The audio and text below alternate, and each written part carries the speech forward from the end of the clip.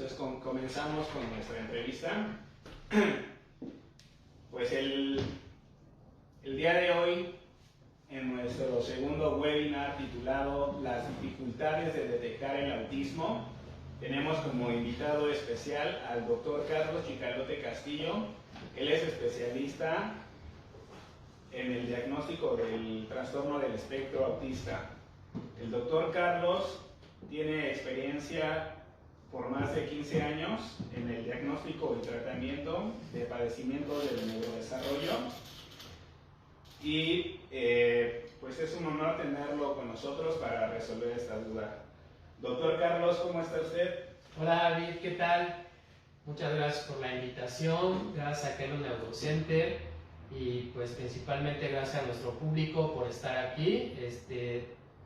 Trataremos de despejar las dudas acerca del diagnóstico, cómo se hace un diagnóstico y pues gracias David.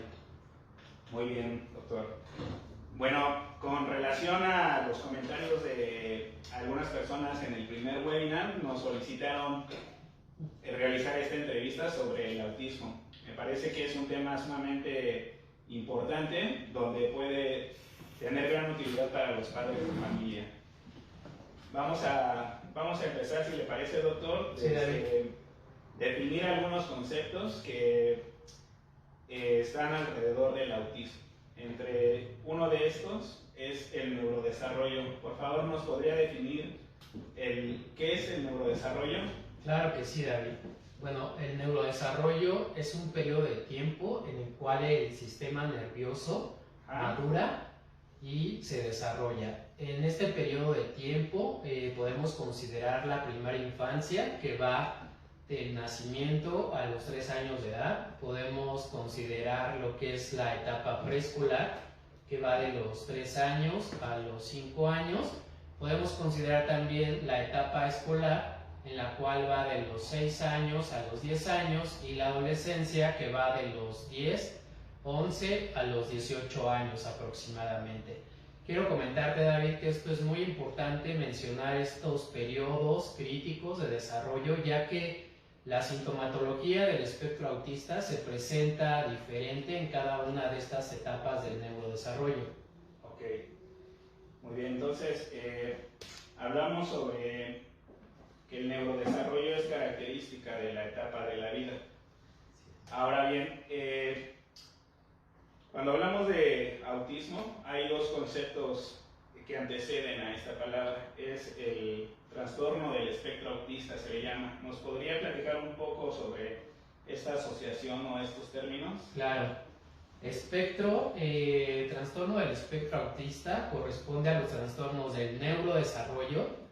Esto quiere decir que se va a presentar el trastorno a partir de los primeros años de vida, principalmente a partir de los 2 años de edad, y la sintomatología va a cambiar dependiendo de la intensidad de los síntomas. Hay personas que presentan los síntomas a partir de esta edad y hay otras personas que se les hace el diagnóstico a una edad más tardía, aproximadamente en la etapa escolar, a partir de los 6 años de edad.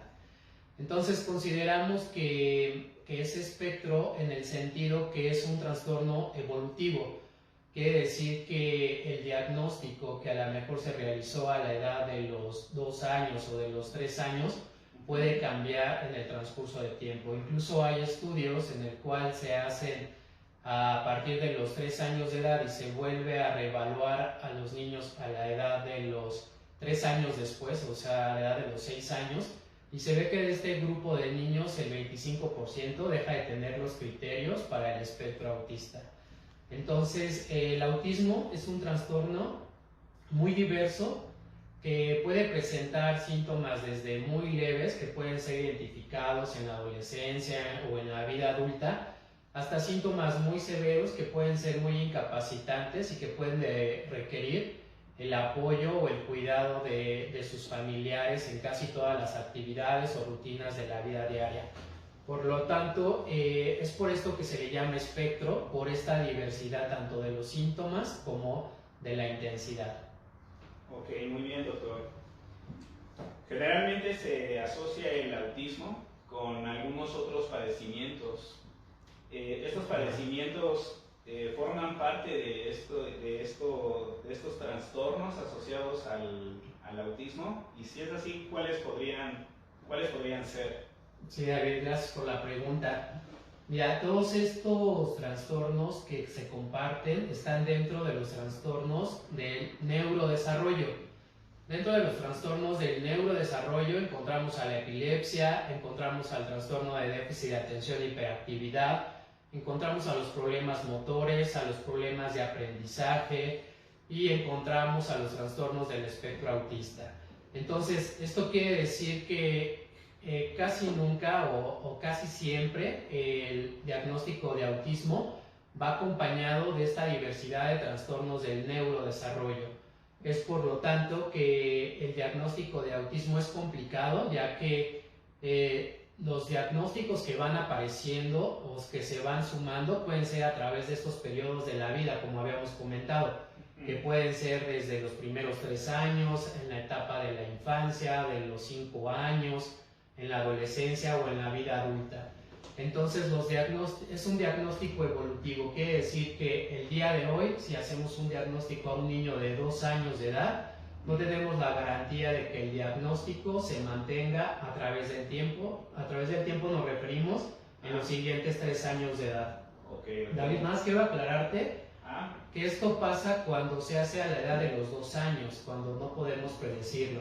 La estabilidad del diagnóstico se queda a partir de los 5 años, de los 6 años, cuando los síntomas ya se instalaron. Por eso es importante hacer un diagnóstico temprano, a esta edad de los 2, 3 años, para poder cambiar la evolución del diagnóstico. Ok, doctor, muy bien.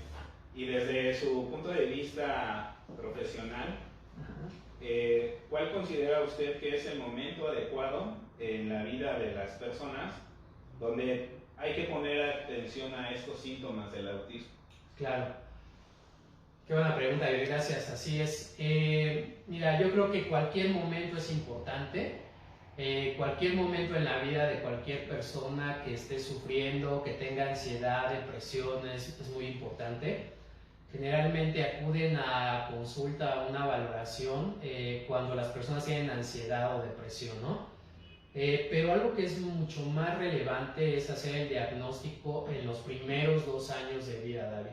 Tú sabes, la plasticidad neuronal es un proceso metabólico en el cual requiere demasiada energía, el cuerpo está creciendo, hay un desarrollo en general y obviamente el cerebro trata de economizar energía y lo hace a costa de la poda neuronal, de esas neuronas sociales que tienen que ver con la comunicación y con los intereses restringidos que se presentan en el autismo.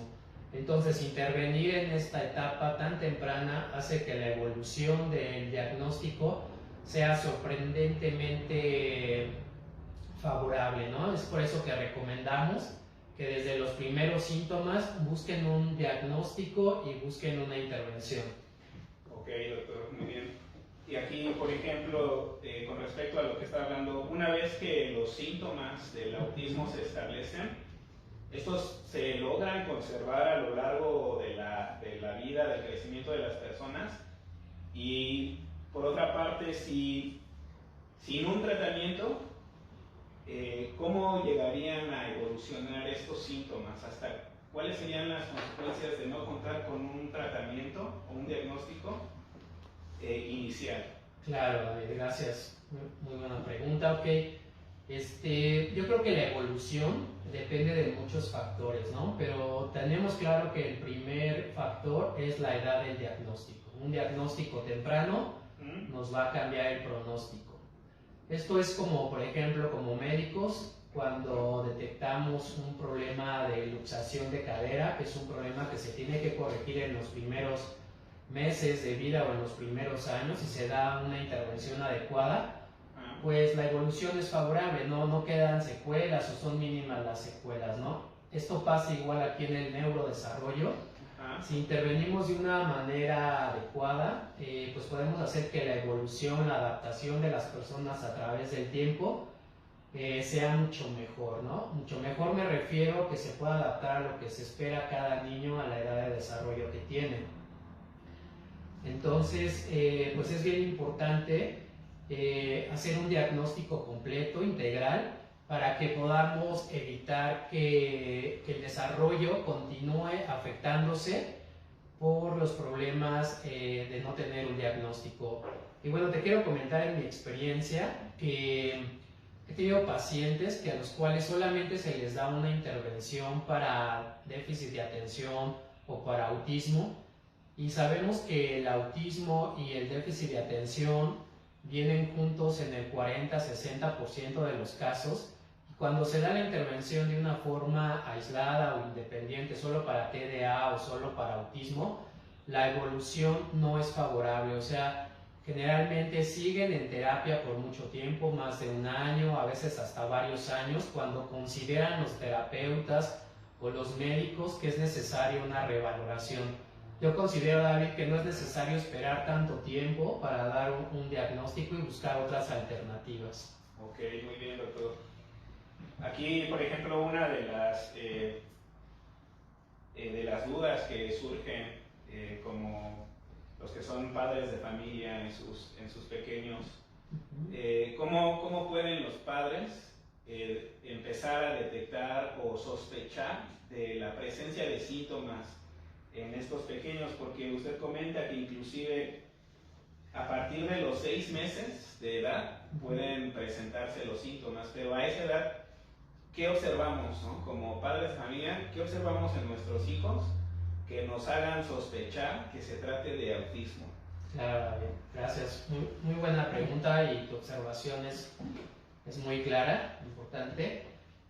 Y bueno, uno esperaría que los síntomas se presenten a la edad de los 2 años. Sin embargo, el ser humano, nosotros como seres humanos, pues obviamente dependemos de otros seres humanos. Entonces, dentro de los primeros años de vida, el llanto, el hecho del contacto visual con nuestros cuidadores, el hecho de hacer un gesto cuando tu mamá está cerca, cuando un familiar, son algunos datos de comunicación que se presentan desde estas etapas tan tempranas. Entonces, cuando observamos que estos síntomas, o más bien estos hitos del desarrollo, no están presentes, como es el interés del niño por interactuar con otras personas, cuando se muestra indiferente el bebé, pues podemos estar sospechando del espectro autista. Ahora, quiero recalcar lo siguiente, David.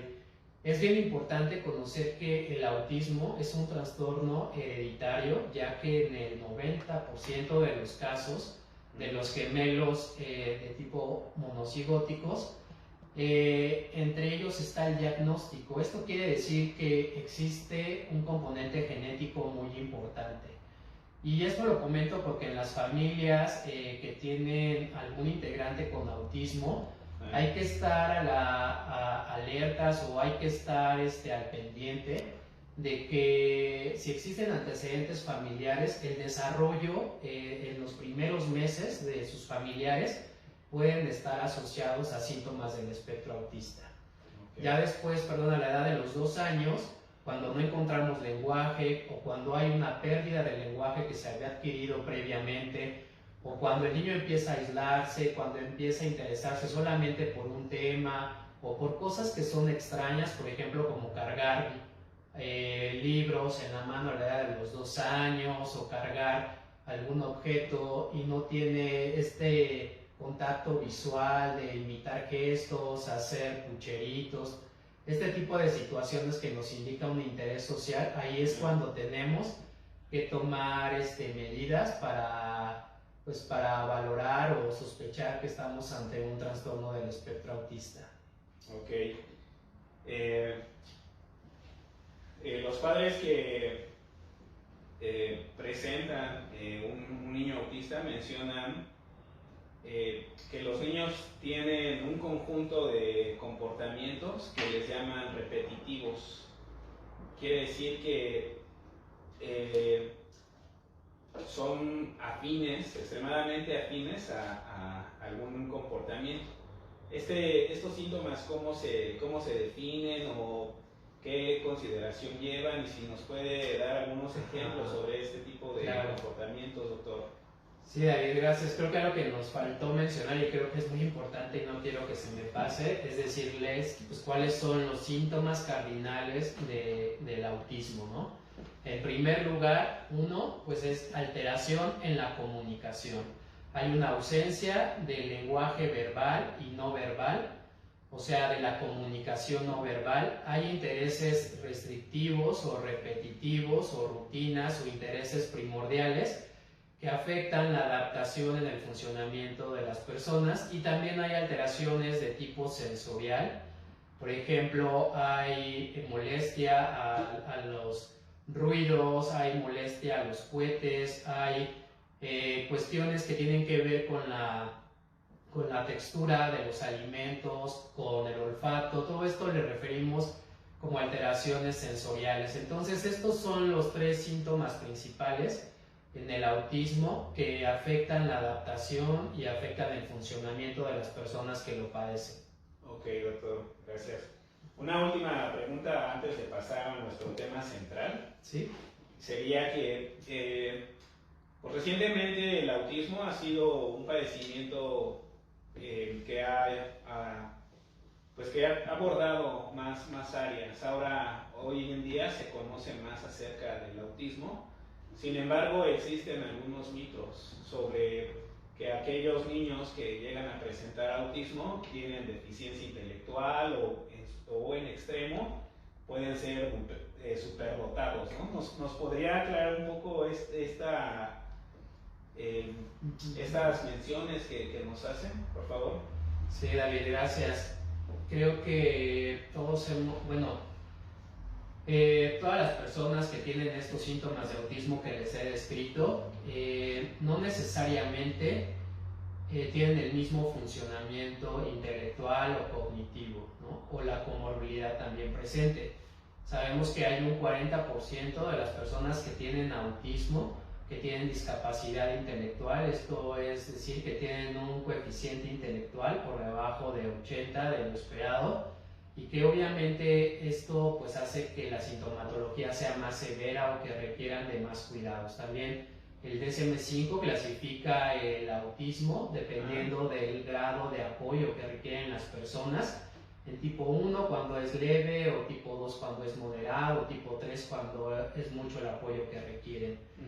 Entonces, hablamos también que hay personas que tienen un coeficiente intelectual que es conservado, incluso que es mayor. Generalmente a estas personas se les diagnostica a una edad más tardía, en la edad escolar o en la adolescencia, incluso en la vida adulta. Ajá. Y esto va a depender de que la inteligencia pues logran adaptarse, o al final de cuentas logran superar por el ambiente donde se encuentran, familiar o escolar, las dificultades que tienen en la adaptación, hasta el momento del punto de quiebre, que un trastorno de ansiedad o depresión porque no logran adaptarse, y es ahí cuando se les hace el diagnóstico, ¿no?, del espectro autista. Entonces, es bien importante también en una valoración considerar cuál es el funcionamiento, no solamente el diagnóstico, si tiene o no los síntomas del espectro autista, sino cuál es el coeficiente intelectual, cuáles son los recursos que tiene, cuál es la comorbilidad también que presenta. Hay personas que tienen epilepsia, que tienen trastornos de aprendizaje, que tienen TDA, como ya lo habíamos comentado. Entonces, toda esta gama de trastornos del neurodesarrollo que se suman en cada una de las personas es lo que hace que sea complicado el diagnóstico. Ok, muy bien, doctor. Pues precisamente con eso último que acaba de comentar, pues lo lanzamos con esta pregunta. Actualmente, ¿qué métodos diagnósticos existen para detectar el autismo, doctor? Sí, actualmente el diagnóstico de autismo es clínico. Esto quiere decir que personas profesionales experimentadas en el neurodesarrollo, con entrevistas estructuradas, donde ponen a prueba estas habilidades sociales y de comunicación en las personas, hacen el diagnóstico. Hay dos tipos de pruebas, David. Hay unas que se llaman de tamizaje, donde pediatras, enfermeras, maestros, incluso los padres pueden llenar los formularios con la sospecha de si tienen o no síntomas del trastorno del espectro autista. Esto puede ser desde muy pequeños, desde la edad de los 3 años de edad, Ajá. Y si hay una sospecha de esto, entonces ya se manda a hacer un diagnóstico más formal, se llama confirmación del diagnóstico de autismo, donde se aplican ya entrevistas que les conocemos en la parte clínica como estándares de oro, que son entrevistas que se utilizan en todo el mundo para hacer el diagnóstico. La principal se llama ADOS, que es la escala de observación del autismo, por su nombre en español, y esta lo que hace es que el evaluador experimentado pone a prueba estas habilidades de comunicación y de socialización en las personas que evalúa desde antes de los 2 años hasta la vida adulta. Y también existe la prueba ADI, que es la entrevista estructurada del desarrollo, donde vemos si los síntomas están presentes antes de los 3 años de edad, y con esto corroboramos que se trata de un trastorno del neurodesarrollo y cómo han evolucionado a través del tiempo de la persona que se está evaluando. Actualmente, esto es la manera en cómo se hace el diagnóstico de autismo. Quiero aclarar que solamente son para el diagnóstico de autismo. Ok, doctor. Entonces, voy a hacer aquí un pequeño cierre con lo que usted acaba de comentar. Digamos que las pruebas de aterrizaje son un primer filtro que pueden realizar personas no especializadas en neurodesarrollo, sino que con base en la observación se genera una sospecha de posible autismo. ¿Cómo qué preguntas vienen en estos formularios en donde estas personas deben poner atención? O sea, para dar un ejemplo. Claro, las preguntas que vienen, por ejemplo, en el MChat, que son acerca de la sospecha de autismo, que puede ser por cualquier persona que tenga contacto con un niño, como puede ser los maestros en el preescolar, algún pediatra, neurólogos, psicólogos, pues es precisamente esta parte de la comunicación social, ¿no? Entonces evalúa cuántas palabras dice, con qué intención las dice, si las dice con una intención comunicativa, o sea, de socializar, de mantener una interacción de persona a persona, o solamente las repite como de una forma mecánica, ¿no? Evalúa cómo es el contacto visual, si te sigue con la mirada, si te está observando los gestos que estás haciendo, la comunicación no verbal, si dice sí con la cabeza o si dice no con la cabeza. Este tipo de comunicación no verbal es importante también en este instrumento. Entonces, son algunas de las preguntas, David, que evalúa, pero aclaro, solamente es para sospecha. Muchos papás saben que algo está pasando en el desarrollo, tienen la sospecha, algo sienten que no va bien en el desarrollo o algún familiar, y van con el pediatra o van con el médico, y a veces pues les dicen que va a estar bien, que le den su tiempo, que no todos los niños responden igual y todo. Yo les digo a los papás que no se queden con eso. Generalmente, si ustedes tienen una sospecha es porque el desarrollo no va bien, y quién más que sabe del desarrollo que sus padres que están viendo al niño todo el tiempo. Entonces es por eso que especialistas en neurodesarrollo, que tienen todo el conocimiento técnico y la experiencia en la comorbilidad del neurodesarrollo, de los trastornos del neurodesarrollo, son los que recomiendo que puedan hacer el diagnóstico. Ok, muy bien. Entonces, con base en esto, una vez que se identifica la sospecha, se canaliza al niño. Pero nos puede hablar un poco más sobre qué profesionistas están de forma más cercana, tanto en experiencia como en la parte de observación clínica, para confirmar el diagnóstico de autismo. ¿Quiénes son los profesionistas que llevan a cabo esto, doctor? Sí, David, gracias. Mira, yo recomiendo a los psiquiatras, que son los psiquiatras del desarrollo, de la infancia y de la adolescencia, ya que ellos tienen experiencia en evaluar la adaptación social y de comunicación de los niños en diferentes etapas y en diferentes tipos de contextos, ¿no? Y conocen la comorbilidad. Obviamente también hay otros especialistas que se pueden especializar en todo el neurodesarrollo, como son los neuropediatras, como son los psicólogos también, los terapeutas de comunicación y aprendizaje. Yo creo que no es como quién debe hacerlo o quién no, sino que más bien quién tiene toda esta parte técnica, pero también la experiencia para poder ver qué comorbilidad puede estar presentando, qué otros factores, aparte del diagnóstico de autismo, pueden estar agregados al diagnóstico que pueda ayudarnos a dar un mejor tratamiento en el diagnóstico. Ok, doctor. Por ejemplo, en esta parte para los que nos están observando, no, ¿a qué se refiere con este concepto de comorbilidad? Explícanos un poquito más, tal vez. Este ya es lenguaje especializado, Claro. pero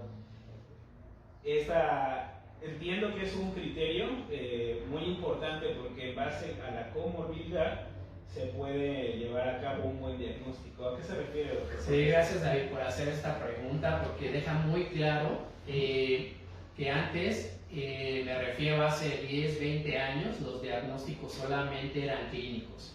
O sea, no entendíamos la fisiología del neurodesarrollo y ahora sabemos que todos estos diagnósticos de trastornos del neurodesarrollo, como les digo, TDA, trastornos de aprendizaje, problemas motores, de ansiedad, esquizofrenia, autismo, convergen al final de cuentas en diferentes vías o rutas neuronales y que tienen que ver con un desenlace en la socialización o en la conducta. Entonces, hablamos que hay personas que tienen predisposición para tener algún trastorno del neurodesarrollo, unos más autismo, a lo mejor otros más TDA, pero al final de cuentas es muy difícil como poder decir solamente autismo y así va a ser, o solamente TDA y así va a ser. Hablamos de que tenemos que evaluar la sintomatología de cada una de las personas y poder conocer qué es lo que realmente necesita. Por eso en Kaelo Neurocenter, en este centro, evaluamos tanto el funcionamiento como los diagnósticos que están asociados al autismo para dar un tratamiento en base a los síntomas del autismo, pero también a los trastornos del neurodesarrollo que están asociados con el autismo. ¿Esto qué garantiza, David? Que el tratamiento sea eficaz. Me refiero a que 3 meses observamos cambios, que realmente estamos tratando un padecimiento desde una parte científica en la cual si requiere medicamento, pues se le da medicamento. A lo mejor el medicamento no es para el autismo, muchos papás o muchos profesionales lo saben, pero sí para los trastornos que pueden ser asociados al autismo, como es la epilepsia o el TDA o la ansiedad. En el dado caso de no medicarse, pues entonces no permiten un avance en el tratamiento que se está dando en el desarrollo. Muy bien, doctor. Y además de este centro que acaba de comentar usted, Kaelo Neurocenter, ¿qué otros centros existen donde las personas pueden asesorarse, consulta, diagnóstico? Esta información nos puede ayudar mucho, doctor, ¿nos apoya Claro. con esto? Mira, aquí en México, en la Ciudad de México, hay un centro especializado en el diagnóstico y en el tratamiento de autismo. Es la clínica de autismo de la Secretaría de Salud, que está en San Jerónimo Lídice. Esta clínica tiene más de 10 años que está dando servicio. Hay otra clínica en la alcaldía de Azcapotzalco, donde también se les da un diagnóstico y tratamiento, ¿no? Pero hay muy pocos centros públicos del desarrollo y el problema es de que se saturan, entonces las listas de espera a veces pueden ser hasta más de un año. Estamos hablando de que hay que intervenir en edades muy tempranas y de una forma pues intensiva para cambiar el diagnóstico. Ahorita con la pandemia obviamente pues la atención de estos centros tal vez pueda verse afectada. Entonces, pues esa es la perspectiva que hay. Hay centros privados como donde tenemos medicina de especialidad, de psiquiatría, donde evaluamos el funcionamiento, hacemos el diagnóstico y damos el tratamiento. Ok, doctor. En esta parte de la consulta privada en Kaelo, usted habló algo sobre la investigación. En cuanto a esta área de la investigación en el neurodesarrollo, cómo contribuye la clínica de Kaelum Neurocenter. Claro, Kaelum Neurocenter es un proyecto en el cual surge precisamente de la necesidad de tener datos duros científicos para el tratamiento de las personas con trastorno del espectro autista.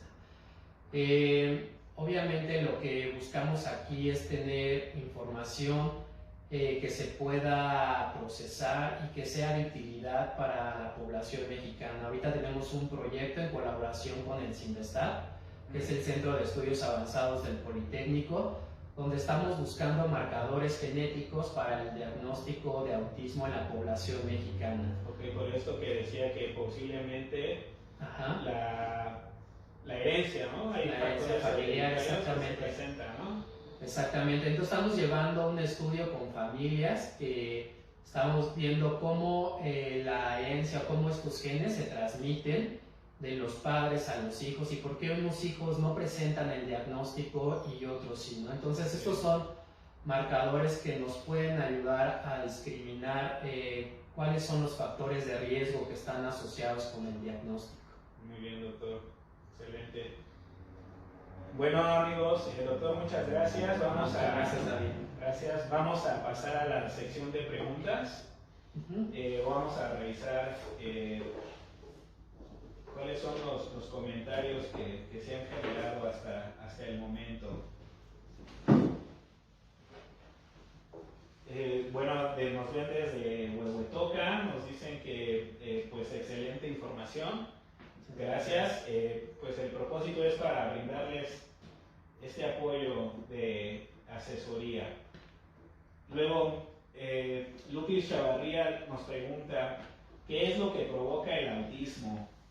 Aquí si nos podría contestar brevemente para dar oportunidad a las preguntas de todos, doctor, claro. por favor. ¿Qué es lo que provoca el autismo? Ok, me imagino que viene como desde la parte teológica, o sea, ¿qué lo provoca el autismo?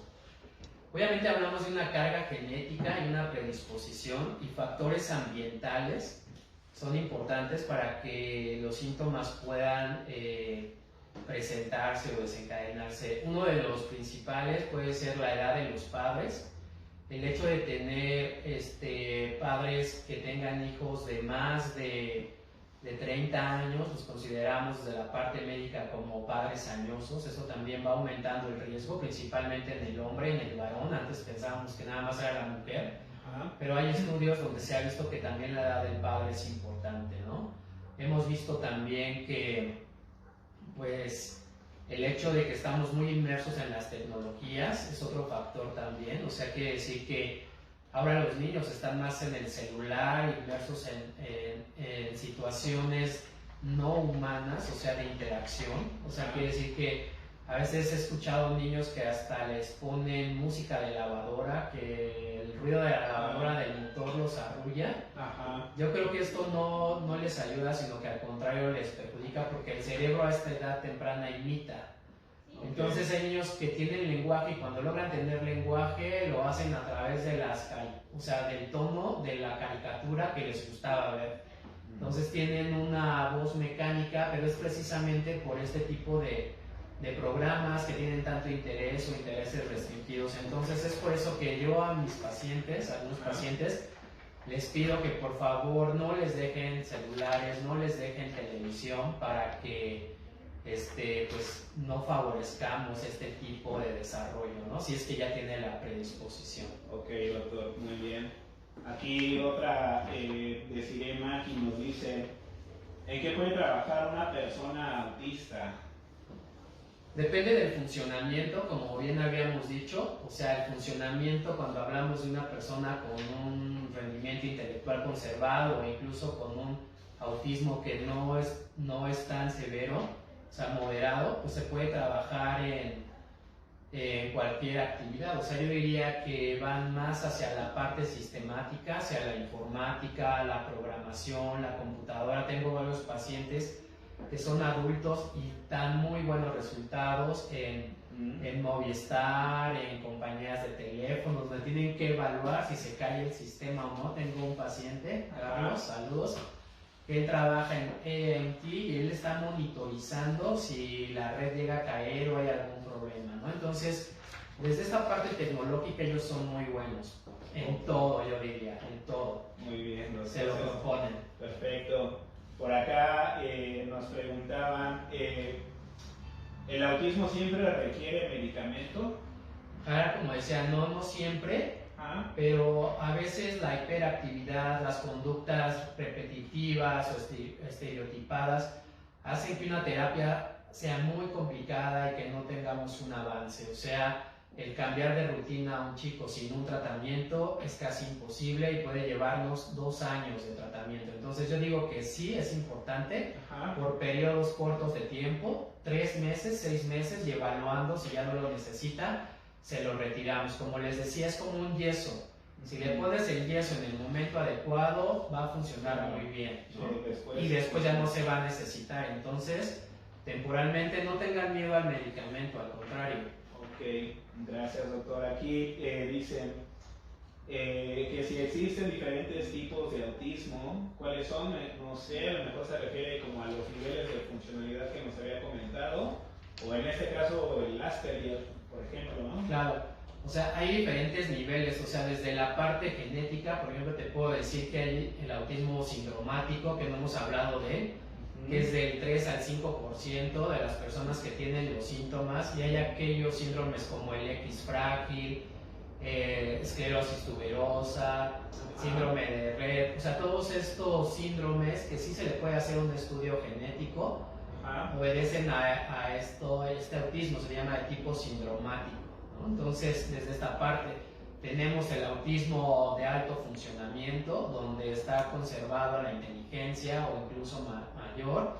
Tenemos el autismo como el DSM-5, lo cataloga por nivel de apoyo, leve, moderado, severo. Y así, David, a través de la historia han existido diferentes maneras de diagnosticar el autismo. Actualmente sabemos que es un fenotipo, o sea, los síntomas son muy heterogéneos y obedece a toda esta cuestión neuronal tan compleja que estamos estudiando. Ok, muy bien, doctor. Bueno, pues también Humberto Guerrero lo felicita. Gracias. Muy clara su exposición, información muy valiosa y gracias, se agradecen espacios como estos. Gracias, Humberto. Gracias por compartir y a tus órdenes. Erika Elizalde menciona, tengo un hijo desde los 4 años, tuvo atención de trastorno del lenguaje. Dice, me lo canalizaron al CISAME. Dice, a pesar de contar con el diagnóstico y avanzó muchísimo, ahora mi hijo tiene 15 y sigue sin diagnóstico.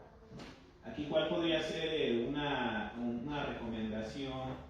Me parece que habla sobre que lo canalizaron al CISAME, posteriormente lo trataron, se sugirió una terapia a pesar de no contar con el diagnóstico. Es decir, hubo sospecha, se realizó un tratamiento sin confirmar el diagnóstico. Pues el niño siguió creciendo sin un diagnóstico, pero sí con tratamiento. ¿Qué nos puede comentar, doctor? Sí, David, gracias por la pregunta. Mira, yo creo que cada caso es muy peculiar. O sea, yo he visto niños que tienen falta de lenguaje a la edad de los 3 años, lo adquieren, pero una vez que lo han adquirido, tienen un trastorno del lenguaje expresivo. O sea, pueden entender todo lo que tú dices, pero al momento de hablar, de expresarse, de comunicarlo, no lo pueden hacer. Entonces, este tipo de niños, o sea, como te decía, los trastornos del neurodesarrollo van asociados también con otro tipo de trastornos de la comunicación. Entonces, ahí tendríamos que haber dado un tratamiento tanto para el autismo como para el trastorno de comunicación, ¿no? Entonces, a veces cuando no se hace el diagnóstico así y solamente se busca un especialista en autismo, pero sin tener todo el equipo integral de tratamiento, conocer toda la problemática que pueda haber, pues da pie a que se eternicen los tratamientos y que no se tengan los resultados esperados. Ok, doctor, muy bien. Aquí Jensi Salgado A ver, permítanme tantito. Gracias. Ok, un comentario, pero por ejemplo, Jesse Salgado nos dice que ¿cómo se podría saber la probabilidad de que un segundo hijo presente el autismo? Es muy importante, Jessy, muchas gracias por la pregunta. De hecho, es lo que estamos evaluando, ¿no? Clínicamente, te digo, por estudios epidemiológicos poblacionales, cuando una familia tiene un integrante que tiene el diagnóstico de autismo, tiene 40 veces más probabilidad en comparación de una familia que no tiene un diagnóstico previo que los hermanos tengan el diagnóstico. Esto habla del gran componente hereditario que se tiene de este trastorno, y por eso es que estamos llevando estudios genéticos donde dentro de las mismas familias hay marcadores que nos pueden estar diciendo si existe o no una predisposición para el diagnóstico de autismo en los hijos, entre una pareja. Comentó algo sobre algunos otros centros que pueden asesorar o llevar a cabo el diagnóstico. Debido a la pandemia actualmente están funcionando, y es que nos preguntan si Kaelum Neurocenter está dando consultas a pesar de la condición sanitaria. Claro que sí, estamos dando consultas tanto presencial como en línea y en diferentes estados. Incluso tenemos pacientes de Latinoamérica o de otros países de habla hispana donde tenemos también videollamadas. Yo creo que es muy importante el hecho de que se ha rezagado el diagnóstico en muchos niños. Hay familias que estaban en proceso del diagnóstico y que se ha detenido, y obviamente hablando de neuroplasticidad, estamos hablando de neurodesarrollo, llevamos más de un año. Pues esto es una situación de urgencia, ¿no? que está rebasando por la pandemia, y es algo que se tiene que atender.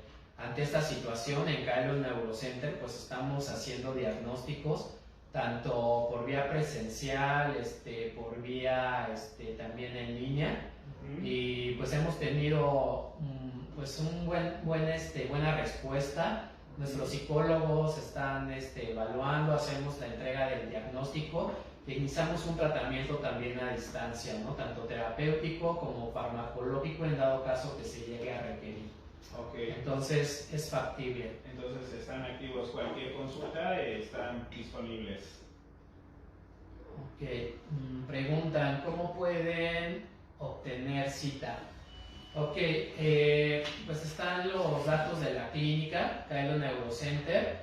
Pueden buscar la página, se pueden suscribir ustedes aquí en el canal, ahí viene toda la información. Está en la página www.clinicacaelumneurocenter.com. agendan la cita y generalmente se pueden atender dentro de la semana donde ustedes piden la cita. O sea, 1 o 2 días nada más es el tiempo de espera para iniciar una valoración con nosotros. Gracias, doctor. Y bueno, hay muchos comentarios sobre el componente genético que había comentado. Algunas cuestiones sobre si se puede confirmar a través del componente genético, qué importancia tiene el porcentaje. Y yo diría que cómo contribuye el estudio de los factores genéticos para establecer mejor un diagnóstico clínico del autismo, doctor. Claro. Obviamente esto va a apoyar el diagnóstico que se hace clínico. Déjame decirte, David, que en la Secretaría de Salud, en centros especializados como el Hospital Psiquiátrico Infantil o en el Hospital, en el Instituto Nacional de Psiquiatría, se hizo un estudio en el año 2019 donde se tardaban hasta 8 años en confirmar el diagnóstico, y estas personas eran vistas hasta por 4 especialistas antes de tener el diagnóstico. ¿No? Entonces es muchísimo tiempo, y esto se debe a toda la complejidad que he comentado. Entonces este tipo de herramientas moleculares genéticas nos ayudan a confirmar el diagnóstico clínico del autismo, ¿no? Que sabemos este componente genético. Actualmente estamos corriendo un protocolo de investigación, están todos invitados. residentes de la Ciudad de México, que tengan familias, padre y madre, que tengan un familiar que tenga los síntomas del espectro autista y que tenga por lo menos un hermano, puede integrarse al protocolo. Se les realiza toda la valoración de la confirmación del diagnóstico, desde estas pruebas que les menciono, que son las pruebas de LADOS y ADI, y también se le hace una valoración a la familia, a los hermanos, y se les entregarán estos resultados del riesgo genético que pueden tener dentro de la familia una vez que se concentre toda esta evaluación genética. Okay. Todo esto quiero resaltar que es estamos de la mano con Cinvestav. Estamos en un proyecto de investigación que la población mexicana va a ser de mucha utilidad para conocer nuestra herencia de la ancestría genética del autismo en México. Entonces están todos invitados. Si conocen a alguien, por favor, mándenlo, pueden al mismo número, y la valoración no tiene ningún costo. Cuando entran a protocolo, totalmente gratuito, y tienen la ventaja de tener el diagnóstico impreso y tienen el diagnóstico para la familia y las estrategias también de tipo terapéuticas. Ok, gracias, doctor. Toda esta información la anexaremos en los comentarios. Cómo seguir el procedimiento para agregarse al protocolo que menciona, doctor. Bueno, y aquí nos mencionan también que si la clínica solo está enfocada a tratar pacientes con autismo, o qué otra área del neurodesarrollo se puede atender en Kaelum Neurocenter. Sí, gracias, David. Qué buena pregunta, excelente, gracias. Bueno, en Kaelum Neurocenter nos enfocamos a dos trastornos del neurodesarrollo específicamente. Uno es el trastorno de déficit de atención con hiperactividad, y el otro es el trastorno del espectro autista. Obviamente toda la comorbilidad que existe, que es ansiedad, depresión, problemas de aprendizaje, motricidad, también la tratamos, pero obviamente aquí nosotros nos enfocamos precisamente a estos dos diagnósticos. Ok, muy bien, doctor, muchas gracias. Bueno, ya nos hablan sobre las pruebas, sobre qué pasa con o sin medicación. Yo creo que vamos a mantener una segunda parte que va a estar enfocada una vez que se establece el diagnóstico. Ahora, ¿qué pasa en el tratamiento? ¿Cómo podemos monitorear o evaluar si hay cambios? Y los beneficios que conlleva tener un diagnóstico temprano y sin el tratamiento. Entonces, lo vamos a dejar para una segunda parte, doctor Carlos. ¿Cómo le parece? Muy bien, nada más quiero resaltar, David, también. Nos faltó comentar la parte médica, ¿no? Quiero resaltar que el trastorno del espectro autista, las alergias, los problemas gastrointestinales son de lo más común, y la epilepsia, ¿no? Entonces, esa parte también hay que dejarla a un lado y también hay que contemplarla dentro del diagnóstico. Ok, perfecto. Gracias a todos por su tiempo, su atención. Bueno, amigos, les agradecemos mucho su atención y seguiremos contestando algunos comentarios ya fuera de vivo para profundizar más, y si requieren alguna información sobre citas, consultas y diagnósticos. Muchas gracias y nos despedimos. Suscríbanse al canal. Gracias.